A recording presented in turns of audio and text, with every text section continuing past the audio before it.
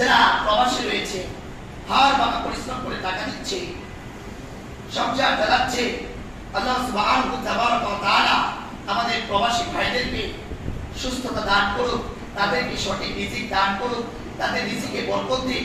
আল্লাহ সুবহানাহু ওয়া তাআলা তাদেরকে হায়াতে তাইয়্যিবা দান করুক। আল্লাহুম্মা আমিন।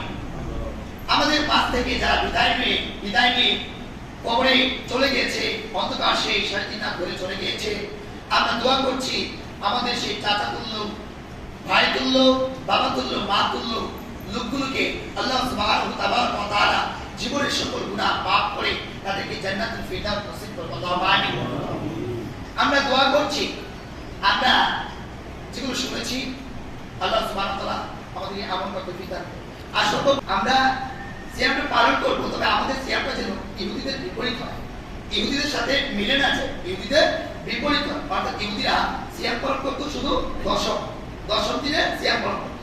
আমরা এই দশম দিনের আগে একটি সিয়াম, অর্থাৎ হয়তো 9 আর 10 রাখবো, কিংবা আসলে মহারম মাসের দশম দিনের যে রোজাটা ওর পরে আরেকটা সিয়াম কি করবো, যোগ করবো, অর্থাৎ 10, 11 কিংবা 9, 10, 15।